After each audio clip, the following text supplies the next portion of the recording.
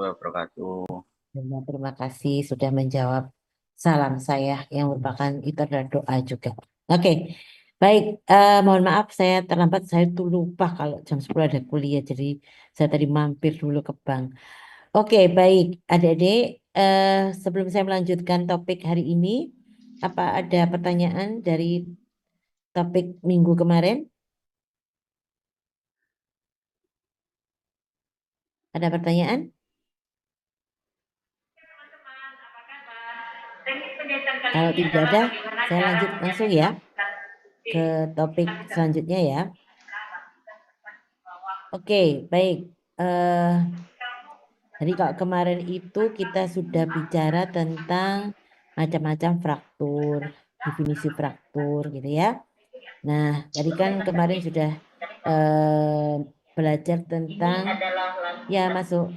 dan lapisan subkusitnya tepat di bawah kulit. Ini merupakan lapisan subkusitnya. Jadi bagian inilah yang harus kalian jahit terlebih dahulu sebelum kalian menjahit ke daerah kulit. Masukkan pertama kali jarum ke bagian sisi sebelah kiri ini dari arah dalam seperti ini. Nanti jangan sulit. Yang masukkan ke bagian sisi sebelah kiri. Pastikan ujung pertama dan ujung keduanya ini berada dalam satu sisi seperti ini.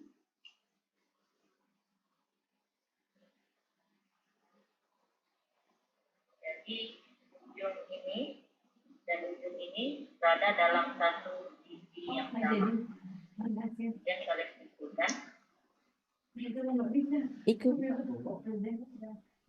Oke, baik. Kita lanjutkan ya. Jadi eh apa namanya? Tadi ya. Jadi kita kemarin sudah belajar tentang jenis fraktur bisa berdasarkan apa namanya? Tingkat keparahannya ya. Jadi dia multiple fraktur, sorry, complete fraktur atau non complete. Kemudian berdasarkan garis patahan, ya kan? Ada oblik, ada transversal, ada spiral, ada apa namanya cumulative fraktur, ya. Ada multiple fraktur itu berdasarkan garis patahan. Kemudian berdasarkan apa namanya penyebabnya bisa eksternal dan internal ya. Kemudian bisa berdasarkan apa dia terbuka atau tertutup ya kan. Jadi kalau fraktur terbuka bagaimana, fraktur tertutup itu jadi tulangnya tidak keluar gitu ya. Nah, sekarang kita belajar tentang proses kesembuhan tulang ya.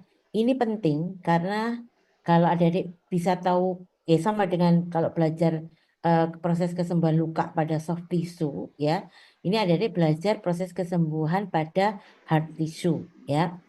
Jadi ketika kita tahu proses kesembuhannya sehingga kita itu kalau misalnya kita melakukan penelitian kita menginisiasi untuk mempercepat kesembuhannya itu pada tahap mana? Kita menjaga agar tidak terjadi kelamaan pada tahap ini itu bagaimana? Itu makanya pentingnya adik-adik belajar tentang proses kesembuhan tulang ya. Jadi proses kesembuhan tulang itu ada dua, ada proses kesembuhan primer dan ada proses kesembuhan sekunder ya. Proses kesembuhan primer ini biasanya ini yang paling diharapkan ya. Tapi proses kesembuhan primer ini sangat sulit syaratnya ya. Proses kesembuhan primer itu bisa terjadi jika aposisinya itu sangat tepat. Jadi tidak ada regangan pada antara satu fragmen dengan fragmen yang betul-betul rigid, betul-betul ngepas gini ya. Kalau ada celah sedikit saja itu sudah akan mengganggu atau bukan lagi nanti menjadi proses kesembuhan primer, tidak akan bisa. Tapi mungkin dia adalah proses kesembuhan sekunder ya. Nah, kenapa kesembuhan primer ini harus aposisi yang tepat ya? Karena aposisi yang tepat itu memperkecil jarak antar fragmen. Untuk kesembuhan primer disyaratkan bahwa kalau ada terjadi kesembuhan primer, jadi dia tidak melalui tahap-tahap yang proliferasi, kemudian pematangan halus, kemudian apa kalau remodeling tetap ya, itu dia harus jarak antar fragmennya itu kecil agar tidak melalui tadi proses kalau yang nanti proses kesembuhan sekunder yang harus ada apa namanya proses proliferasi, pembentukan kalus, pematangan kalus, ya itu ada, ya, dan itu lama. Tapi kalau mau proses primer, syaratnya adalah kita posisinya tepat agar bisa jarak antar fragmen itu kecil, ya. Karena kita kemarin sudah saya singgung bahwa jarak antara fragmen itu menentukan besar kecilnya kalus, Seperti ya. inilah teknik Nah, besar penyempitan. kecilnya kalus ini nanti akan menentukan, ya itu tadi, kalau kalusnya besar berarti harus dirombak bertahap. Nanti ada proses osifikasi baik itu intramembranosa atau intrakapilaginosa, ya. Tuh. Jadi kalian Nah, itu lihat syaratnya. Jadi bagaimana eh, cara pro- saya proses kesembuhan primer itu lakukan tidak teknik bisa terjadi secara pada meluncur atau pergi. biasanya tidak bisa terjadi pada tulang komplit yang kita membutuhkan untuk intervensi seorang dokter. Misalnya kalau komplit itu kan entah itu nanti dipasang intramedullary pin, entah itu harus dipasang dengan plat dan sebagainya, ya. Itu tidak akan bisa untuk dia pada tahap proses kesembuhan primer, ya. Jadi proses kesembuhan primer ini hanya bisa terjadi Oh, ini rokoknya pada sebenarnya paling bagus pada patah tulang jenis yang non komplit, ya, atau non complete fracture, ya. Itu terjadi pada jenis patahan tulang non komplit, ya. Karena apa? Karena itu tadi, kalau itu kan dia pasti tidak ada diskontinuitas, ya. Sehingga akan lebih gampang untuk terjadi proses kesembuhan primer. Jadi kalau patah tulang visur, patah tulang green stick itu bisa dilakukan dengan proses kesembuhannya dengan proses kesembuhan primer. Oke, baik, kita masuk ke proses kesembuhan sekunder, ya, proses kesembuhan sekunder. Nah, tadi saya katakan tadi. Jadi sebagian besar proses kesembuhan tulang itu melalui proses kesembuhan sekunder. Karena biasanya paling banyak itu adalah patah tulang komplit, ya. Nah, patah tulang komplit itu pasti membutuhkan intervensi pemasangan pin lah atau plat lah dan sebagainya, ya.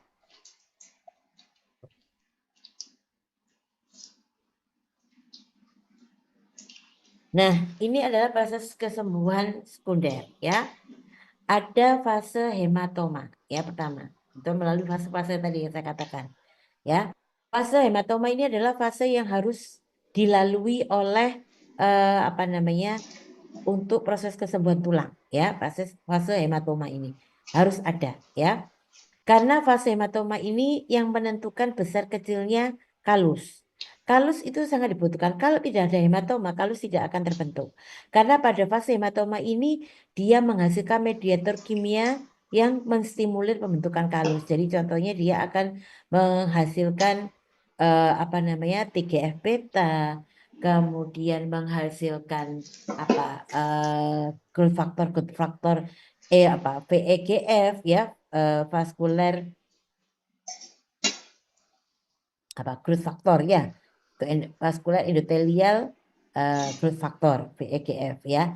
Nah, itu maka memang fase hematoma pada proses kesembuhan fraktur komplit itu sangat dibutuhkan, ya. Jadi bukan berarti hematoma ini kalau bisa dihindari. Enggak, ini tetap dibutuhkan. Tapi itu tadi semua tidak boleh berlebihan, ya. Jadi hematoma pun makanya tetap harus kita kendalikan agar tidak terjadi pembentukan granulasi atau kalau kalau hard tissue itu namanya kalus, ya, pembentukan kalusnya tidak berlebihan sehingga perlu pematangan kalus yang lebih lama. Tapi jadi memang diperlukan tapi harus dikendalikan. Jadi tidak boleh tidak boleh yang terlalu besar begitu, ya.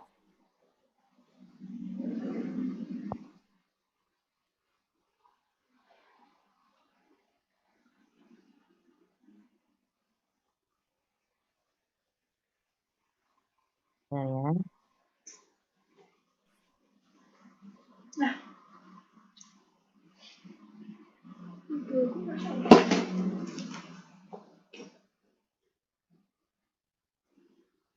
ya.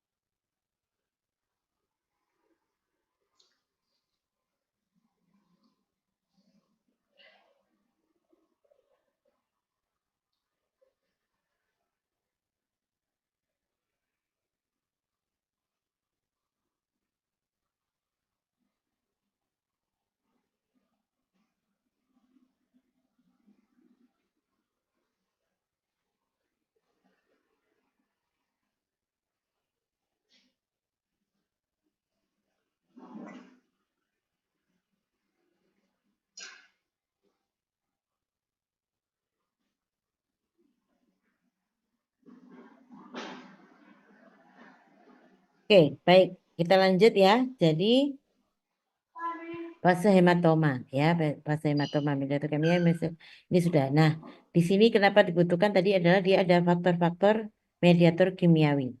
Kemudian yang kedua adalah ini adalah gambaran hematoma ya. Jadi ini nanti di sini dia menghasilkan VEGF, menghasilkan apa TGF beta ya. Jadi itu yang dibentukkan untuk nanti pembentukan kalus pada tahap selanjutnya ya. Oke. Jadi ini ada fase proliferasi ya.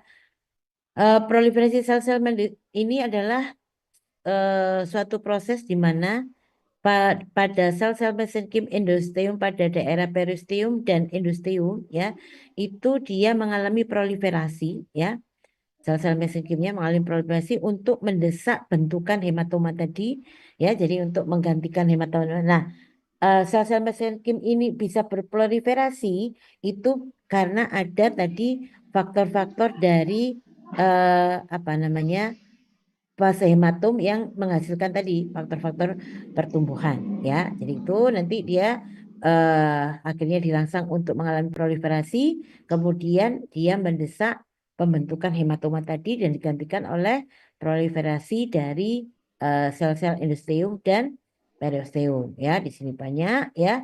Nah, sel-sel mesenkim ini nantinya akan berdiferensi menjadi ada 3 sel. Ada fibroblast, osteoblast, dan chondroblast ya. Jadi yang Anda pahami bahwa nanti kalus itu selalu terdiri dari 3 sel ini. Ada sel fibroblast, osteoblast, dan chondroblast ya. Jadi ada 3 sel ini yang selalu ada di dalam bentukan kalus. Nah, tergantung nanti yang dominan yang mana. Apakah dominan kalus itu terdiri dari fibroblast, osteoblast, atau chondroblast ya. Nah, yang penting adalah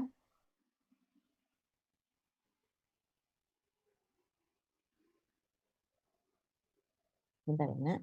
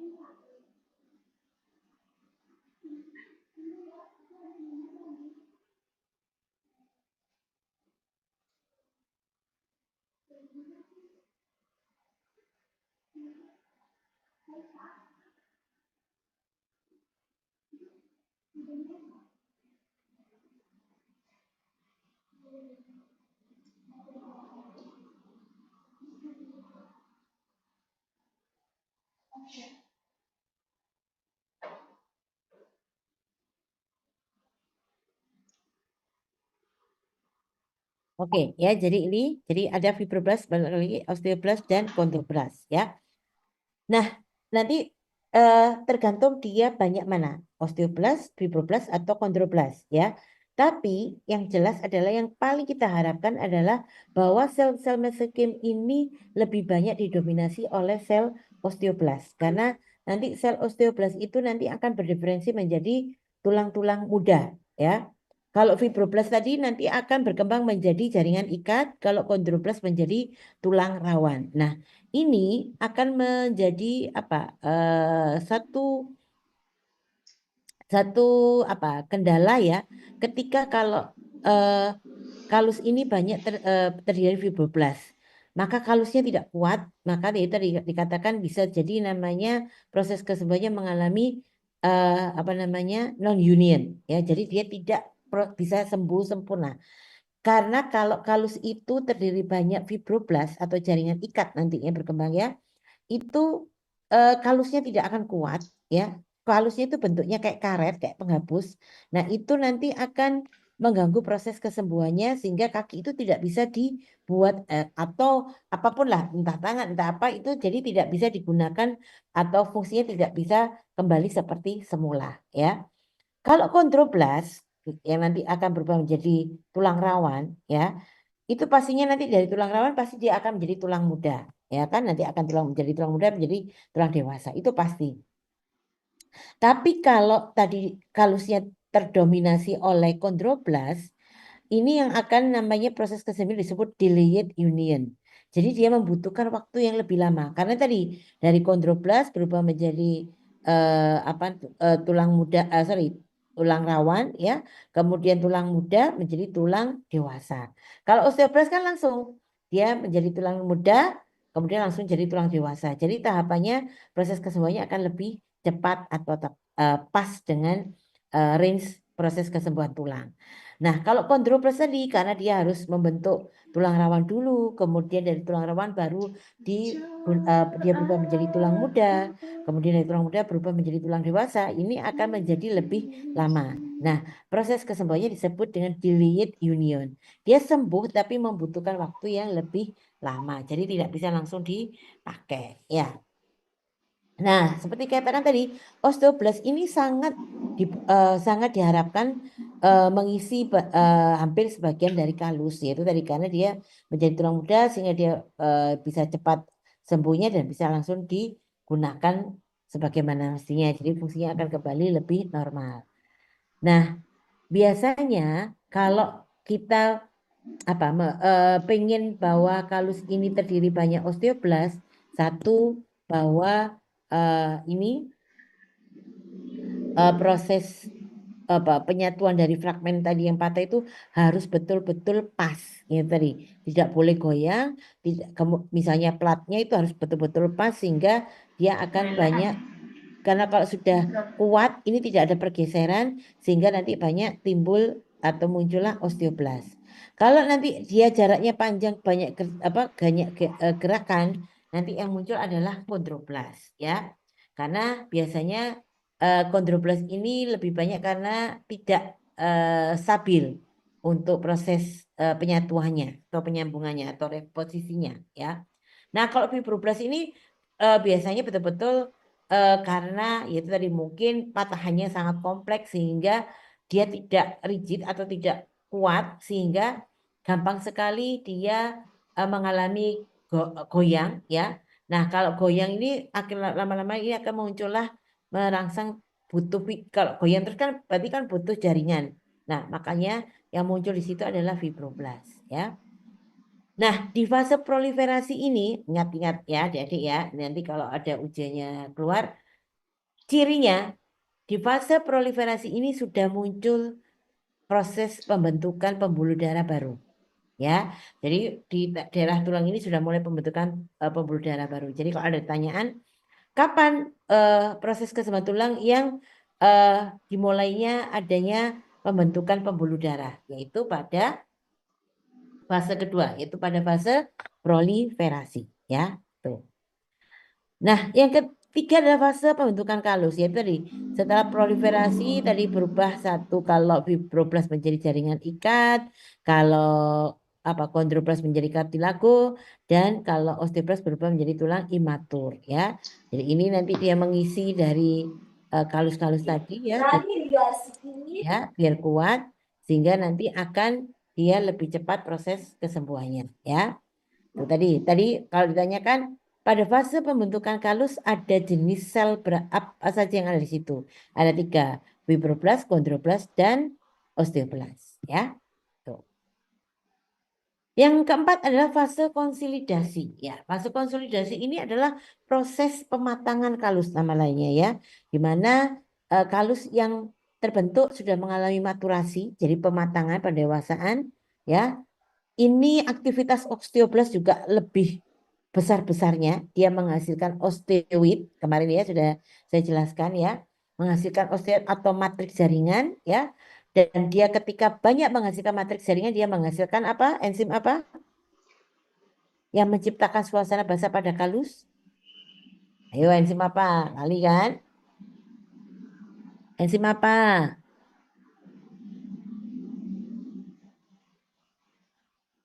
Ayo. Tuh, nyimak atau enggak ini?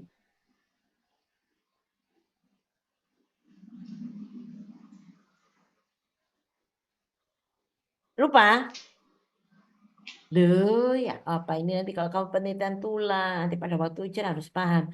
Jadi ketika osteoblast aktif menghasilkan osteoid atau matriks jaringan, dia juga menghasilkan enzim yang namanya adalah alkalin fosfatase. Ya, alkalin fosfatase ini fungsinya adalah dia membuat suasana basah pada area kalus, ya, sehingga suasana basah ini dibutuhkan ketika kalsium itu akan terdeposit pada kalus tadi, ya. Kalau kalus tadi itu tidak dikasih kalsium, ya, karena misalnya ALP-nya tidak terlalu banyak, ya, kemudian tidak akhirnya alkalin fosfatnya sedikit, maka suasananya tidak menjadi basah, ya.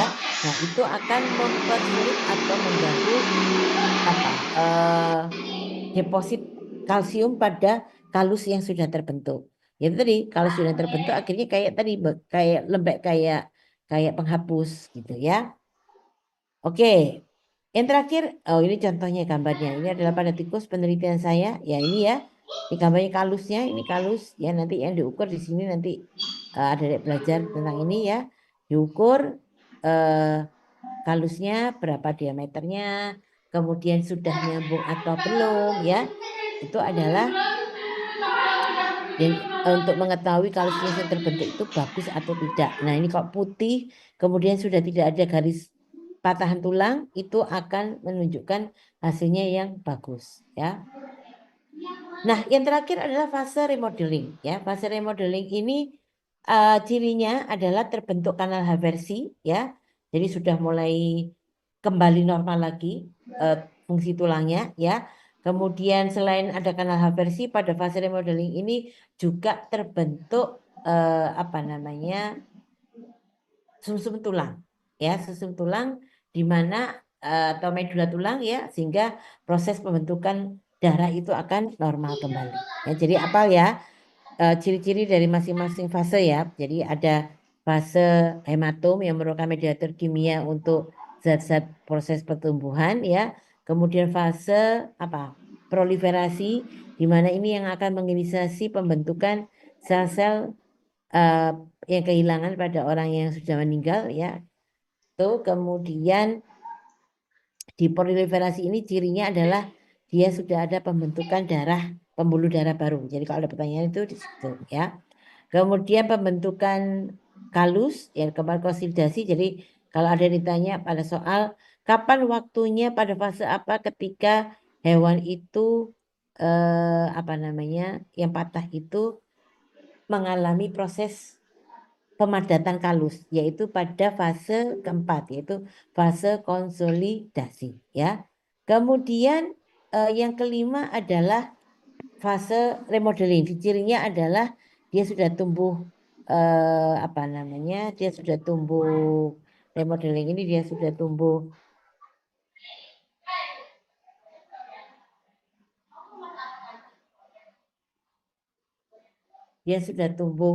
apa namanya? Tadi medula, kemudian terbentuknya kanal haversi itu adalah pada remodeling dihafalkan ya. Jadi nggak perlu ya menghafalkan. Oh ini pada waktu ini nih. Yang penting adalah ciri-ciri yang terjadi pada setiap fasenya. Oke, ada pertanyaan. Ini adalah secara histologi ya. Nanti. Nah, ini yang dikatakan dia mengalami banyak tulang muda di sini ya. Kemudian ini ada jaringan ikat, sebagian di sini ada jaringan ikat ya. Kemudian ada tulang trabekula, ini tulang trabekula ya. Jadi kerusakan itu ada di sini ya. Jadi nanti kalau adik-adik apa namanya penelitian tulang itu paham. Ada di sini apa yang dominan bisa belajar ya. Oke, baik. Kalau tidak ada pertanyaan, saya lanjut ke topik berikutnya. Jadi,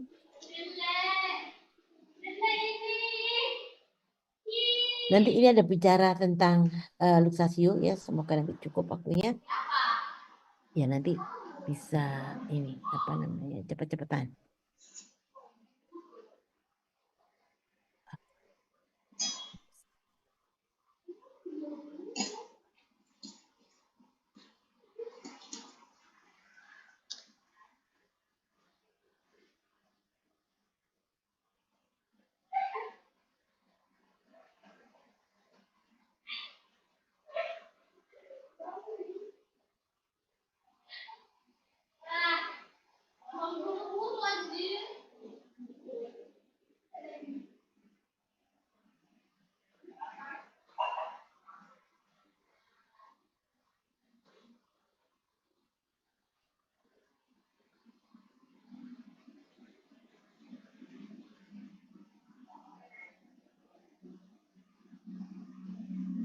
Ya, jadi itu sebentar. Ini kok gini sih?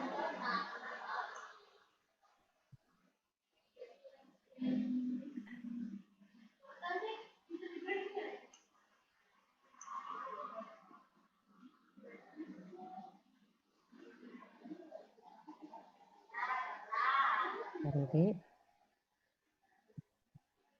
Hmm,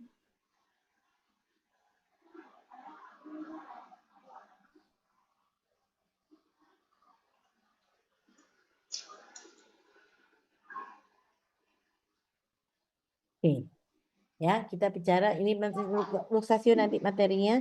Ini kita lanjut tentang fraktur, ya. Jadi ada beberapa kita bicara kalau tadi sudah belajar tentang proses kesembuhan, ada beberapa faktor yang mempengaruhi kesembuhan patah tulang, ya. Salah satunya umur, pastinya ya. Kalau semakin muda, proses kesembuhannya akan lebih cepat dibanding yang sudah tua, ya. Kondisi kesehatan ini pastinya. Kondisi kesehatan yang bagus, prima, itu akan membantu proses kesembuhannya.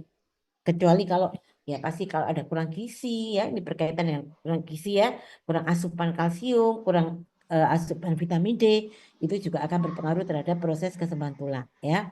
Kemudian sifat fraktur, ya tadi sifat frakturnya apa? Yang kompleks atau yang sederhana. Nah, itu juga akan menentukan semakin kompleks atau semakin multiple faktor semakin susah, ya. Kemudian tempat kejadian ini ya tadi, apakah di persendian, apakah di bagian kondylius, yang kemarin kita tahu bahwa di antara lokasi dari berdasarkan lokasinya, maka yang paling apa namanya berat itu artinya proses kesembuhannya lama itu adalah pada apa? Tulang apa? Kondilus, ya. Nah, kemudian ini infeksi. Infeksi ini kenapa bisa berpengaruh terhadap kesembuhan tulang? Jadi jangan sampai ada infeksi pada luka pada bagian tulang yang mengalami rusak. Kenapa? Karena kalau ada infeksi ini menyebabkan suasana pada kalus yang terbentuk itu asam. Nah, kalau asam itu akan memperlama apa proses pengendapan kalsium pada luka atau bagian yang mengalami fraktur tadi, ya. Jenis fraktur ya tadi, jenis frakturnya apakah transversal, apakah longitudinal, nah itu akan juga berpengaruh terhadap proses kesembuhan luka, ya. Nah, ini kalau kita sudah tadi belajar tentang proses kesembuhan tulang, maka kita harus paham betul tentang kriteria. Oh, tulang ini sudah dikatakan sembuh. Oh, tulang ini belum. Itu bagaimana, ya? Jadi kriteria tulang mengalami kesembuhan itu bisa dilihat dari segi klinis maupun dari segi radiologis, ya. Jadi kalau klinis itu biasanya dari pengamatan dia sudah ditapakkan sempurna, ya. Kemudian tidak pincang-pincang, ya. Berarti kalau pincang itu kan berarti ada rasa nyeri sehingga dia manifestasinya adalah klinis, ya. Kemudian radiologi. Radiologi ini juga bisa digunakan untuk menentukan bahwa tulang ini atau sudah sembuh atau belum. Ya, salah satunya kalau administrasi itu adalah eh, kalau radiologi itu kan bisa dilihat dari satu tadi eh, bentuk kalusnya, ya, ketebalan kalusnya, radiopaksitas dari kalusnya itu yang menentukan bahwa kalau semakin radiopas, kemudian kalusnya putih, ya, kemudian tidak ada garis patahan tulang, itu berarti sudah nyambung. Sebaliknya kalau eh, apa namanya? Patahan tulang itu kalau dilihat secara radiologi dia belum putih, kalusnya belum tumbuh, nah itu nanti akan terjadi proses yang namanya delayed union, ya. Nah, seperti ini adalah gambaran pada minggu kedua setelah operasi. Nah, itu kan ini fungsinya kenapa kalau adik-adik melihat, wah ini kok sudah 2 minggu kok belum ada tumbuhan kalus yang bagus ya. Nah, itu harus dipicu misalnya dengan apa? Misalnya dengan penambahan kalsium dan sebagainya, ya. Nah, ini yang sempurna. Kalau tadi tidak sempurna, ya karena masih minggu kedua. Nah, ini adalah minggu keenam, ya dia akan sempurna. Jadi seperti penelitian saya tadi, ini dimasukkan, kemudian ini boleh dikawat. Ini belum dikawat. Oke, diagnosa patah tulang sendiri itu bisa berdasarkan anamnesa, ya, kemudian inspeksi, kemudian pengamatan pergerakan, pengukuran, palpasi, dan radiologi. Pastinya dengan radiologi ini yang paling sempurna. Dengan radiologi kita bisa melihat bahwa anabol yang di bawah itu mengalami fraktur atau tidak ya. Kemudian palpasi itu juga ya, palpasi ini harus dikuatkan ya. Kalau palpasinya apa namanya dia tidak apa ada ketek-ketek itu ya, berarti dia adalah patah ya. Pengukuran itu bisa kalian tarik secara vertikal atau longitudinal, itu harus ukurannya sama ya. Itu diagnosa patah tulang. Jadi kalau dia ada perpanjangan yang berbeda, berarti itu apa sudah mengalami patah ya. Tuh. Kemudian pengamatan pergerakan ya tadi, pengamatan pergerakan tuh apakah kakinya itu sudah ditapakkan atau belum atau masih jinjit gitu ya. Nah, kalau disimpulkan terapi patah tulang itu disebut dengan 4R ya. Apa itu 4R? Rekognisi. Rekognisi ini ya pengenalan dari kasus ya, atau disebut dengan diagnosa yang tepat ya. Kemudian reduksi ya, reduksi ini adalah pada saat dokter itu melakukan pengumpulan fragmen-fragmen tulang untuk dilakukan misalnya pemasangan plat, pemasangan intraepiduralin dan sebagainya ya. Yang ketiga adalah imobilisasi atau fiksasi. Jadi kalau bisa tulang yang habis patah itu harus diistirahatkan dulu ya. Jadi biar dia tidak kaget sehingga apa? Ketika dia sudah mulai ditapakkan itu sudah kuat ya. Nah, kemudian yang keempat adalah rehabilitasi. Nah, ini paling penting. Jangan dikira bahwa kalau patah tulang, wes jangan dibawa jalan, jangan digerakkan, biar nanti nggak copot-copot tulangnya, biar sembuh gitu ya. Itu apa namanya kausal yang salah ya. Itu kausal yang salah. Jadi rehabilitasi, jadi tulang yang habis patah yang sudah direkonstruksi atau direposisi itu wajib hukumnya adalah untuk mengetahui apakah tulang ini sudah bisa dibuat jalan atau tidak ya, yaitu melalui rehabilitasi. Jadi rehabilitasi ini adalah fungsinya satu adalah untuk meningkatkan faktor-faktor pembuluh darah ya, VEGF itu kenapa? Dengan rehabilitasi itu kalau dia gerakan itu akan merangsang munculnya pembuluh darah yang gede ya. Kemudian jadi mengembalikan tulang yang patah seperti keadaan semula ya. Kemudian tadi ini tidak berkaitan dengan fungsi rehabilitasi ya. Fungsi rehabilitasi tadi adalah satu, dia merangsang pembentukan pembuluh darah. Kedua adalah menguatkan otot ya. Jadi dengan adanya rehabilitasi ini dia misalnya gerak-gerak ya, itu kan kalau rehabilitasi kan begitu. Dilakukan apa namanya pengaturan pemijakan ya. eh, Pada fase ini satu dia pijakan misalnya 75, nanti minggu kedua 50, ketika 25% itu akan cukup membantu ya. Jadi satu mempercepat pertumbuhan pembuluh darah, rehabilitasi itu fungsinya. Kedua adalah untuk apa tadi? Menguatkan otot ya. Sorry, komplikasi patah tulang itu juga ada ya, hati-hati. Jadi komplikasi patah tulang itu meliputi adanya kalau dari frakturnya dibagi dua, dari frakturnya sendiri atau akibat fraktur ya. Kalau kemarin kenapa ditanyakan akibat apa namanya ikutan fraktur ya. Jadi eh, akibat ikutan fraktur ini ya. Jadi misalnya kerusakan pada kulit, pembuluh darah, kemudian saraf, tendon ini akibat ikutan fraktur ya. Kemudian kekakuan sendi ya. Ini akan menyebabkan bisa salah satunya ketika dilakukan apa namanya pengembalian reposisi itu terjadi kekakuan sendi ya. Nah, kalau yang dari frakturnya sendiri bisa terjadi infeksi ya pastinya. Kalau terjadi infeksi cukup berbahaya ya. Kemudian bisa terjadi delayed union. Bentar, saya mau nanyakan nih pas ngantuk turu-turu. Saya mau nanyakan. Tadi delayed union itu kalusnya banyak terdiri dari apa? Sehingga dia masuk ke kriteria delayed union. Ada yang bisa jawab?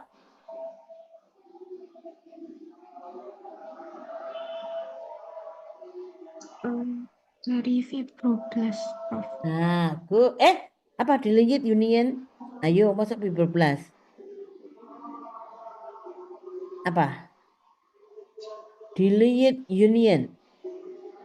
Kalau Kondroblast. kondroblast. Kalau yang fibroblast ini adalah non union, ya. Tuh. Kemudian avascular necrosis bisa terjadi kemudian pemendekan ya. Pemendekan itu bisa jadi karena tulangnya hancur akhirnya dipotong. Yang penting bisa disambung tapi dia mengalami pemendekan sehingga apa manifestasinya dia bisa pincang, ya. Ada pertanyaan sampai di sini? 15 menit saya akan menjelaskan untuk luxatio persendian panggul, ya. Jadi luxatio atau diluskasi adalah keadaan di mana rawan sendi tulang tidak menyatu rawan sendi pasangannya, ya. Luxatio adalah salah satu kasus yang sering ditangani pada anjing. Untuk kali ini kenapa saya mengambil contoh luxatio persendian panggul karena ini yang nanti sering disalahkan dengan diagnosanya adalah hip dysplasia, ya. Itu pada persendian sama tapi akan berbeda penanganannya sehingga kalau salah diagnosa penanganannya akan salah, ya. Ini adalah tadi apa itu yang disebut dengan luxatio, yaitu suatu keadaan di mana rawan sendi tulang tidak menyentuh rawan sendi pasangannya. Jadi kalau kita pakai persendian pinggul, jadi ini caput, ini femur itu dia lepas, ya. Jadi dia tidak berpasangan dengan sendinya, ya. Nah, perbedaannya nanti ini saya sampaikan di sini ya, biar adik-adik nanti tidak bingung. Jadi intinya yang paling dasar adalah kalau luxatio itu proses terapinya bisa satu direposisi, kedua bisa dengan pembukaan kalau dikembalikan, ya. Nah, kalau hipodysplasia tidak pernah bisa disarankan untuk dilakukan reposisi karena biasanya nyempal jauh, ya. Akhirnya biasanya dilakukan apa? Kalau terapinya yang mengalami hipodysplasia, ya. Jadi kalau tadi luxatio itu cirinya adalah kalau mau tanyakan perbedaan antara luxatio dan hipodysplasia adalah penyebabnya adalah trauma, ya. Trauma kalau pada luxatio. Kalau pada persendian panggul penyebabnya adalah genetik. Biasanya karena acetabulumnya tidak terlalu cekung, jadi dia begini sehingga cabutnya tidak tidak bisa kembali, ya, dengan normal. Atau malah pada daerah cabutnya ini tidak cekung gini, tapi dia trepes sehingga antara ini cekung, ini trepes tidak nyambung. Atau keduanya bisa jadi acetabulumnya juga mengalami gangguan, bisa jadi ini cabut femoralnya juga mengalami gangguan. Jadi luxatio ini dysplasia itu karena memang ada kelainan sejak kecil dan bawaan adanya kelainan pada persendian panggul, ya. Itu penyebabnya. Kalau pada luxatio itu adalah karena adanya kecelakaan, entah trauma, kena benturan, jatuh dari tangga, terpleset dan sebagainya sehingga akan menyebabkan perpindahan, ya, lepasnya caput femoralis dari acetabulum, ya. Itu satu. Kemudian perbedaan kedua lagi itu tadi kalau persendian panggul, luxasi persendian panggul dan hipodysplasia itu adalah proses penanganannya, ya. Jadi kalau luxasi itu masih bisa untuk dilakukan reposisi atau kalau reposisi tidak berhasil boleh dilakukan operasi terbuka jadi dipasang skru untuk menempelkan caputnya dengan acetabulum. Atau bisa jadi kita kalau memang dia tidak terlalu lama golden periodnya, biasanya golden period untuk mengembalikan luxatio itu adalah sekitar golden period sampai 3 hari, ya. 1 sampai 3 hari itu golden periodnya.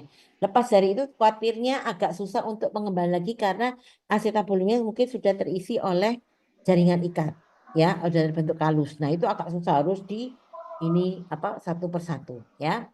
Itu jadi kalau penanganan dari luxatio persendian panggul itu adalah dilakukan reposisi.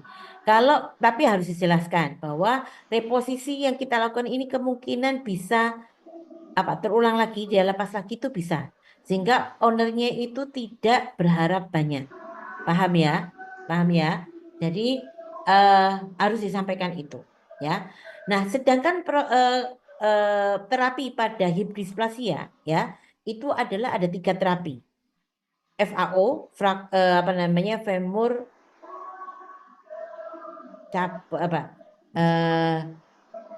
hip femur apa tuh? Osteotomy, ya. Jadi cabut femurnya dipotong, ya.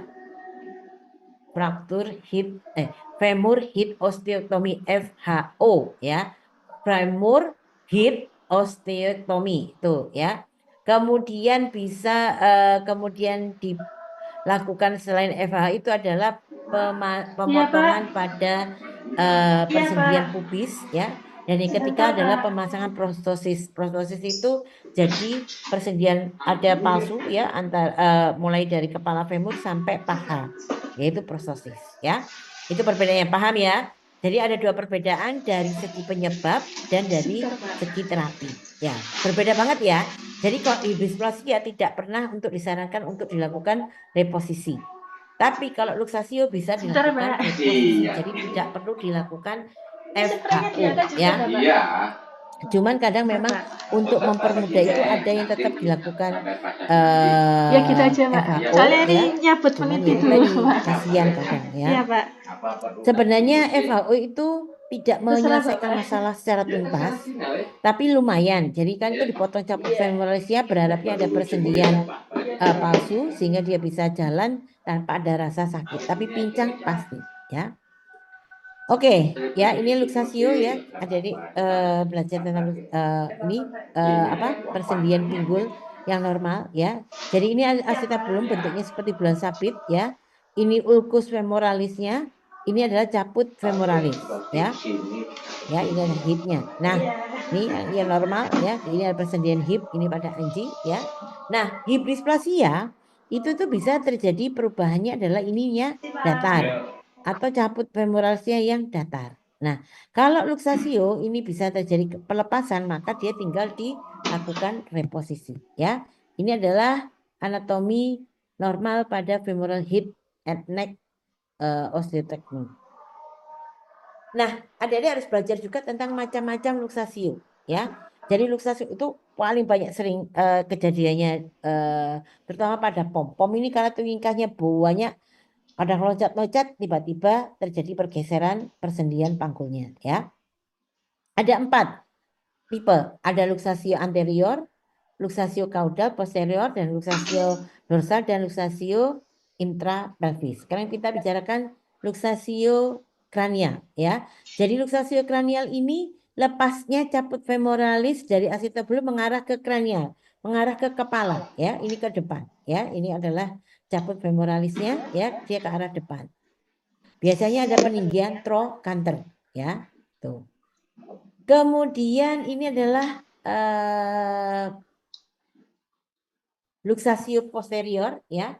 Nah, ini kerusakannya terjadi pada musculus quadratus femoralis dan juga nervus ischiadicus, karena berarti kalau dia posterior, femurnya ini ke arah ilium, ya, ke arah ischium, ilium, ya. Maka memang akhirnya ketarik, makanya musculus quadratus femoralisnya dan itu rusak, dan nervus ischiadicus juga rusak, ya. Caput femoralis terletak di sebelah lateral dan kaudal dari acetabulum corpus ischium. Nah, ini ya. Jadi di sini nih. Dia bentuk kaudal. Kalau tadi bentuk kranial ke arah depan, ini ada bentuk kaudal ke posterior, ya. Nah, ini biasanya kalau mau mengembalikan juga agak susah, tergantung nanti dari lama atau tidaknya kejadian luxasionya, ya. Nah, ini adalah luxatio dorsal. Jadi adik-adik nanti kalau ngapalkan tidak perlu yang ngapalkan sampai tiba lunggu. Pakai logika, ya. Jadi yang namanya luxatio dorsal berarti dia persis di atasnya acetabulum, ya. Tidak sampai ke depan seperti tadi luxatio kranial. Tapi semua antara luxatio kranial dan dorsal ciri-ciri kelainannya itu hampir sama, ya. Jadi nanti maka kalau luxatio dorsal itu terapinya hampir sama dengan luxatio kranial, ya. Karena apa? Dia cuma di atasnya sini, kalau kalian di sini tinggal tarik klek gitu, ya. Itu adalah luxatio. Nah, ini adalah beberapa penyebab yang akan mengiringi adanya luxatio ya. Robeknya kapsula persendian, terputusnya ligamen, robeknya muskulus dan sebagainya. Nanti adik bisa baca sendiri ya. Diagnosanya tadi ya, lakukan inspeksi ya, pegang kakinya, kemudian lakukan palpasi ada rasa nyeri atau tidak. Kemudian membandingkan panjang kaki ya. Horizontal itu ditarik semua kaki belakang ke belakang. Kalau vertikal itu semua kaki belakang ditarik ke depan. Ya, contohnya seperti ini. Nah, ini. Adik-adik mau saya tes. Ini bayangkan kalau luxatio. Nah, ini adik-adik belum melakukan X-ray. Tapi sudah menebak, oh ini apa luxasionya ya. Sehingga adik-adik sudah paham nanti apa namanya, karena nanti jenis balutannya akan berbeda ya. Jadi begini, kalau ini sudah kamu tarik ya, tweng gitu ya. Yang mengalami kepincangan itu lebih pendek daripada yang normal ya. Itu eh dia termasuk luxatio apa? Kalau kamu tarik ke belakang semua, yang mengalami kepincangan itu lebih pendek. Bayangkan, bisa nggak? Itu kan jadi sudah bayangkan itu berarti luxatio apa? Ada yang bisa jawab? Dorsal mungkin, Prof. Hah? Yang dorsal. Dorsal. Bisa. Cuman kalau dorsal itu tidak terlalu anu ya, berbeda jauh karena dia persis di atasnya acetabulum. Tapi kalau kranial berarti itu kan ke arah depan karena kalau dia ke arah depan berarti kalau tarik ke belakang pasti akan lebih pendek. Itu aja ininya logikanya, ya kan? Kalau yang sakit itu kamu tarik ke belakang lebih panjang karena dia di daerah itu tambah kamu tarik ke belakang berarti adalah luxatio Caudal posterior. caudal. Oke, good. Nah, kalau vertikal sebaliknya ya. Jadi kalau karena di depan, berarti kalau yang lebih pendek adalah luxatio. Kalau yang mengalami kepincangan lebih pendek, berarti luxatio apa? Kalau ditarik ke depan semua. Gak usah mikir doa, ayo logikanya dipakai. Kalau kamu tarik ke depan, dia lebih pendek, berarti luxatio. Kranial. Loh, kok kranial? Ya kau udah toh. Kalau dia kamu tarik deh ke depan. Lebih pendek. Berarti ya kamu udah sama dengan kan kalau kebalikannya yang kranial. Kalau dia tarik ke belakang, karena dia di kranial, berarti dia lebih pendek. Betul nggak, Mas Diki? Betul nggak? Iya. Gitu. Jadi kalau kamu tarik kebaliknya, kalau tarik ke depan, bentar ya, ada azan ya.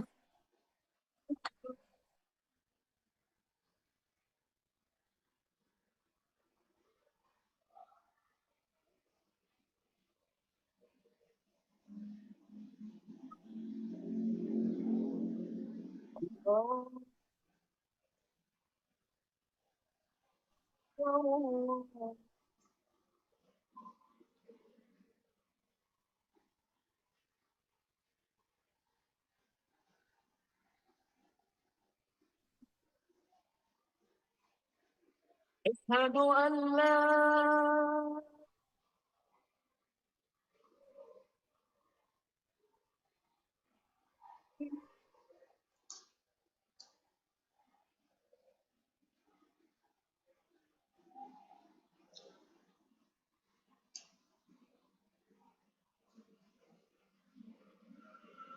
asyhadu an la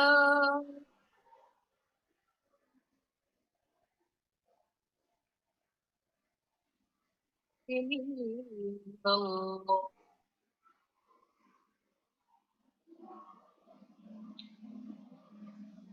Asyhadu anna Muhammadar Rasul.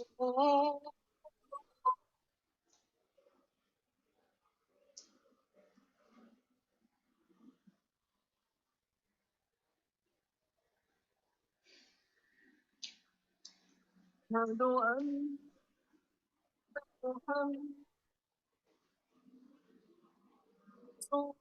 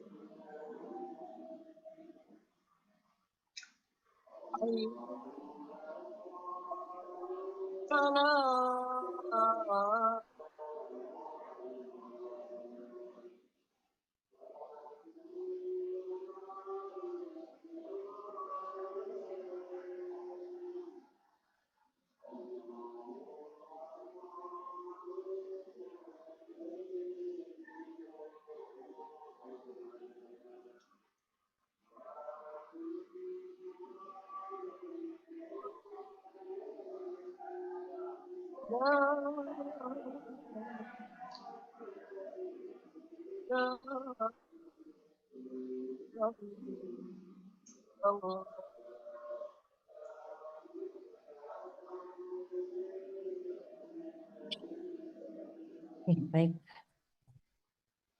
Paham ya? Jadi ya, saya ulangi lagi. Jadi kalau ditarik ke arah vertikal, kemudian dia mengalami pemendekan, berarti itu adalah luxatio Caudal.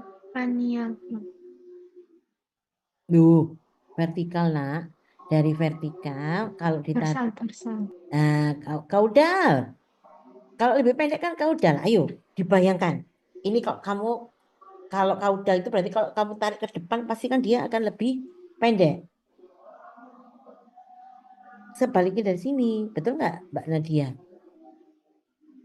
Betul, Prof. Nah, kalau dari vertikal, kamu tarik yang kelainan mengalami lebih panjang, berarti luxatio.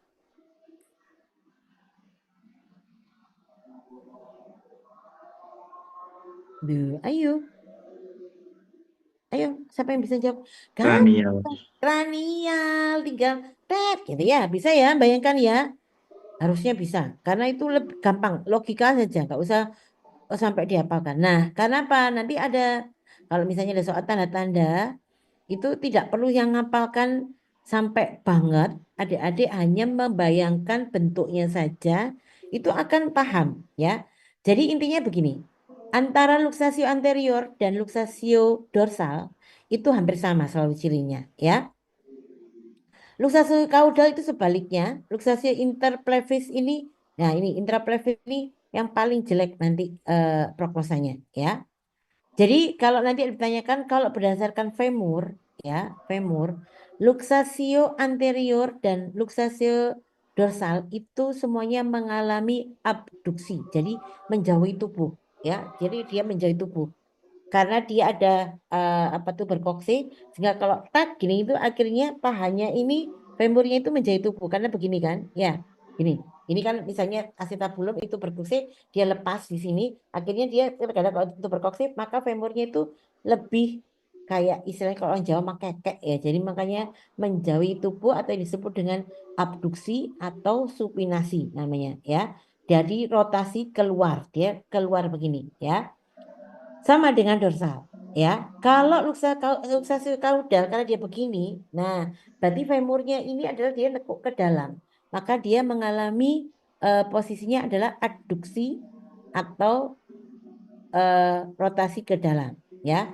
Sedangkan kalau luxatio intrapelvis itu dia mengalami kayak luxatio karena jadi kalau intrapelvis itu di tengah ya. Jadi dia abduksi dan rotasinya bisa bervariasi ya. Posisi berdiri semua kaki baik pada luxatio anterior dan dorsal karena dia ke depan maka dia diangkat ya. mungkin yang anterior diangkat tinggi-tinggi, tapi kalau luxatio dorsal tidak diangkat terlalu tinggi ya. Nah, luxatio caudal karena di caudal dia tetap dipijakkan.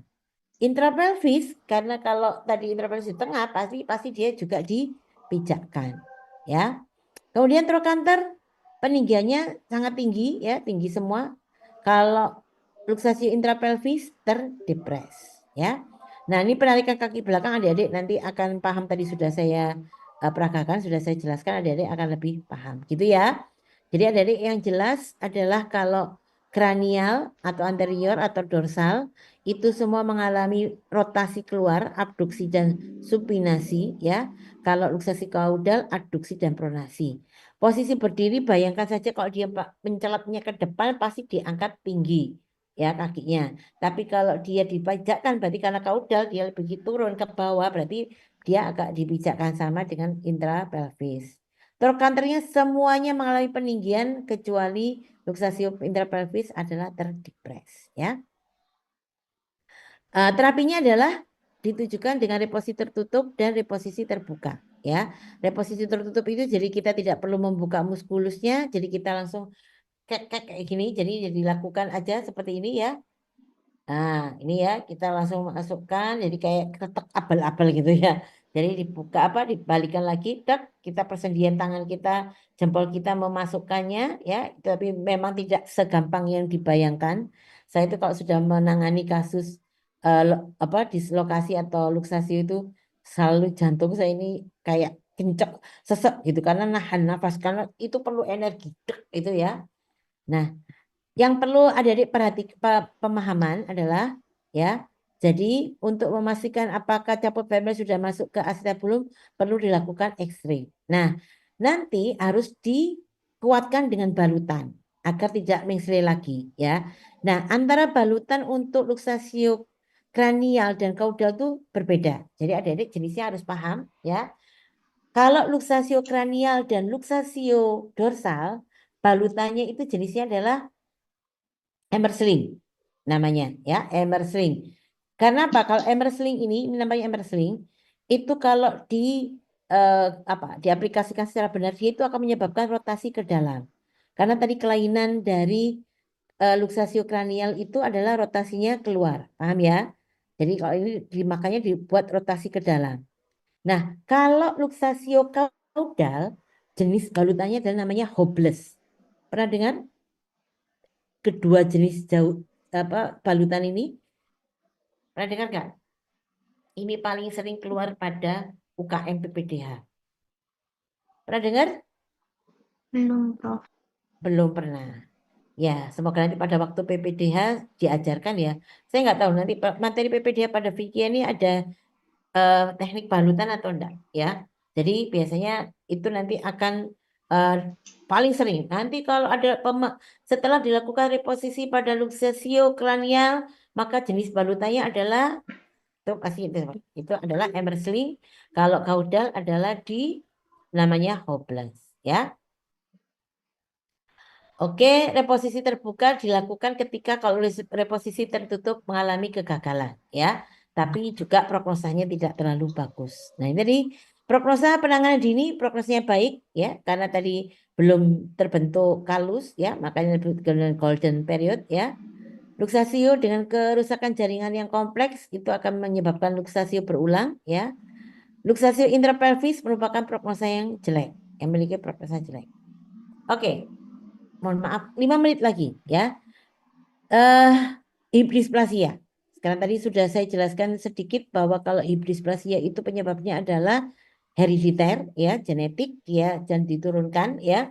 Maka hati-hati kalau sudah punya hewan yang punyai kelainan pada ini yang mengalami hibrisplasia sebaiknya jangan dikawinkan karena nanti anaknya menurunkan anak yang juga mengalami hibrisplasia ya.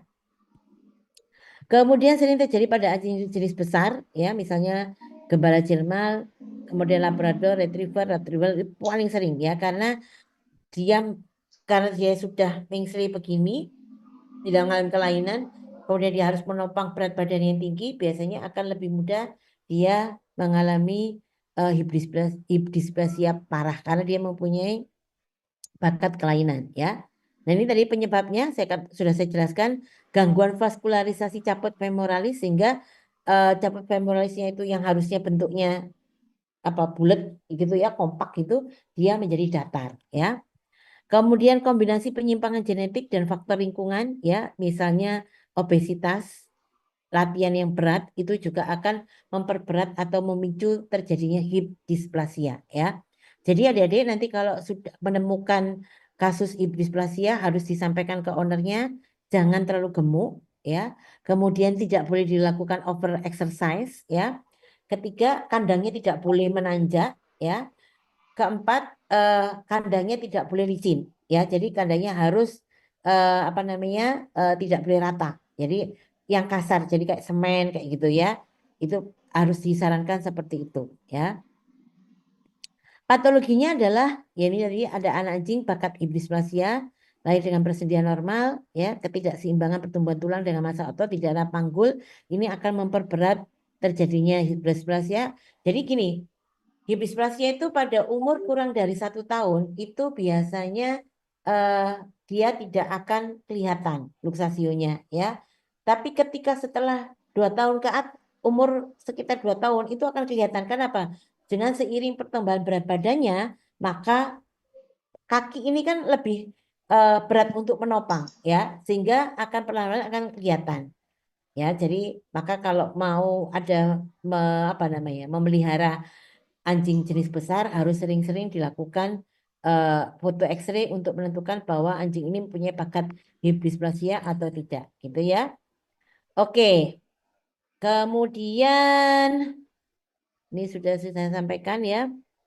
Bentuk-bentuk ini ada coxoplana. Coxoplana ini jadi sudut antara acetabulum dengan femur ini normalnya adalah 130 ya. Nah, kalau ada kurang lebih itu dia mengalami kelainan ya. Makanya disebut dengan coxoplana itu kalau kurang dari 130, coxovara bentuk sudutnya adalah 90 ya. Jadi dia tegak lurus begini. Kalau coxovalga lebih dari 130 ya. Jadi ini nah dia maka kayak gini ini adalah coxovalga, ini kalau kurang dari 130. Jadi nanti kalau hitungnya itu begini sudutnya. Ini dibuat titik. Kemudian ini dibuat garis gini, thread. Ini garis thread. Nah, kalau ini tadi bentuknya kurang dari 130 adalah coxoplana. Kalau lebih dari 130 coxovalga. Kalau tegak lurus atau 90 derajat namanya coxovara. Ya. Ciri khasnya adalah kalau adik paham, itu nanti kalau sudah adik berkecimpung di klinik ya, itu akan jelas terlihat ketika ada ownernya menyampaikan gini, dok anjing saya ini kalau dia dari tidur mau bangun itu susahnya minta ampun. Tapi kalau sudah dia bisa jalan normal. Nah itu salah satu gejala dari hip dysplasia. Kemudian dia kalau naik tangga itu dia kesulitan ya. Kemudian bisa berjalan dengan kaki meloncat kayak kelinci. Itu kalau sudah sangat parah ya. Kemudian pincang posisi duduk abnormal. Jadi seperti ini. Oh nanti ya. Diagnosanya berdasarkan riwayat hidup. Jadi kenapa kalau tadi diagnosanya dari luksasio itu terjadi kecelakaan ya kan bisa ketahuan. Tapi kalau hip dysplasia itu kita tidak tahu. Dia ini dok nggak pernah jatuh, nggak pernah dipukul, tidak pernah ketabrak, tiba-tiba nggak bisa jalan. Nah itu kamu bisa menunjukkan bahwa dia hip dysplasia ya. Nah, jadi kita juga harus bisa menentukan ini mana yang hip dysplasia, mana yang luxatio. Nanti diajari ya. Jadi ini seperti ini normalnya ya, gambaran radiologi sindikosofemoral normal pada anjing. Sorry. Dan ya, jadi seperti ini ya. Persediaan normal pada anjing. Ini ada ulkusnya jelas sekali, ulkus femoralisnya ya.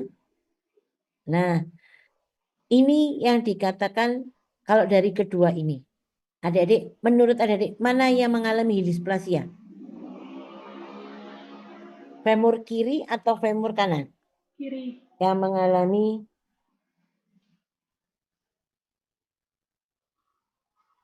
Kiri.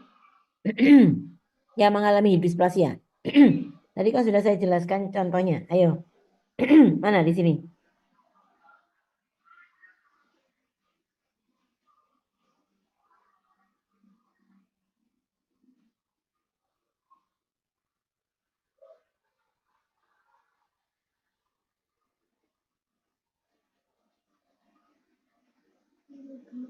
Ada apa? Gak ada yang bisa? Ini loh, Dek, lihat. Jadi kalau ini lihat adik-adik, ini normal. Ini caputnya normal, bulat seperti ini, ya. Tapi lihat yang sebelah kanan, dia lurus. Sehingga ini dia tidak nyantol di acetabulumnya. Ini namanya hip dysplasia, ya. Ya, ini namanya hip dysplasia. Nah, ini adalah hip dysplasia yang bilateral. Nah, ini lihat lurus, terus acetabulumnya tidak gini ya. Dia memang tipis seperti ini, ya. Tuh. Nah, ini yang namanya, tadi lihat ulkus femoralisnya nggak ada, dan ini sudutnya adalah 90 derajat. Ini berarti coxofara, ya. Tuh. Nah, dari kedua gambar ini, mana yang adik-adik sudah tahu kan tadi sudah jelas. Mana yang mengalami luxatio, mana yang mengalami hibisplasia? Yang kiri luxatio, yang kanan dysplasia. Ini luxatio. G. Oke, ini Dysplasia. Dysplasia. oke, good, pinter ya. Karena ini semuanya normal. Ya, caputnya normal. Kalau ini kan caputnya tidak normal. Ini kan lurus kayak gini ya. Ya, kemudian acetabulumnya sudah bentuknya gepeng kayak gini, tidak cangkokan ya. Itu adalah dysplasia. Nah, tadi sudah saya sebutkan terapinya adalah pengaturan lingkungan. Jadi dietnya harus diatur, kandangnya tidak boleh licin, kandangnya tidak boleh naik ya. Tidak boleh over exercise ya. Kemudian terapi ditujukan untuk mengurangi rasa sakit, bisa diberikan glukosamin, kondroitin, aspirin, kortison, butosinidin boleh ya. Nah ini tadi katakan operasi adalah tadi sudah saya kan FHO, femoral hip osteotomy, triple pelvic osteotomy ya TPO ya. Jadi pelvisnya itu, nah gini, yang lebih mudah adalah penanganan femoral hip osteotomy ini adalah untuk penanganan kalau yang mengalami kelainan adalah caputnya. Tadi kan hibisplasia itu bisa caput, bisa ke acetabulumnya. Nah, kalau yang caput itu FHO, tapi kalau triple pelvic osteotomy, jadi dipotong nanti disambung lagi pada 3 tulang yaitu os pubis, kemudian os ilium, ya, kemudian apalagi os sacroiliaca. Itu 3 tulang itu dipotong kemudian di apa namanya? Nah ini ya, ini ada femoral hip osteotomy ya, dipotong gini. Cabutnya ya, itu untuk nah ini cabutnya ya. Ini dia nanti akan diharapkan dia bisa menjadi persendian palsu ya, nanti dia bisa jalan tanpa ada rasa sakit ya. Nah, ini tadi ya, os ilium, os sacroiliaca ya sama os pubis dipotong tek tek nanti disambung seperti ini. Ini biasanya digunakan kalau apa ini? Acetabulumnya yang tidak normal ya. Nah, ini kalau yang sering pada manusia itu biasanya diganti total hip replacement atau pembuatan protosis ya. Pencegahan, lakukan seleksi radiografi umur 2 tahun. Tadi saya katakan bahwa kalau kecil belum kelihatan, baru kelihatan terjadinya kelainan itu sekitar 2 tahun ya. Kemudian seleksi anjing bebas hibisplasia dari OVA, pengaturan pola pakan. Mungkin itu yang bisa saya sampaikan. Ada pertanyaan? Ada pertanyaan?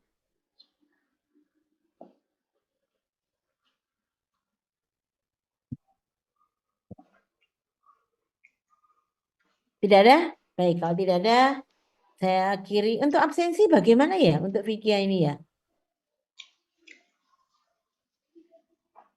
Halo? Biasanya ini Prof, melalui tanda tangan basah. Nah, ini kan gimana kalau online? Nanti teman-teman melakukan tanda tangan basah, dokter. Prof. Oh, gitu. Lah, terus validasinya gimana? Kalau nggak ikut kan bisa aja ya. Kalau tangan basah. Ada validasi dari dosennya enggak? Biasanya kami mengirimkan bukti screenshot Zoom-nya, Prof. Dengan apa screenshot Zoom yang tertutup semua ini kameranya. Oke, baik. Kalau memang seperti itu aturannya, saya manut saja. Baik, terima kasih atas perhatiannya. Saya akhiri kuliah hari ini. Wassalamualaikum warahmatullahi wabarakatuh.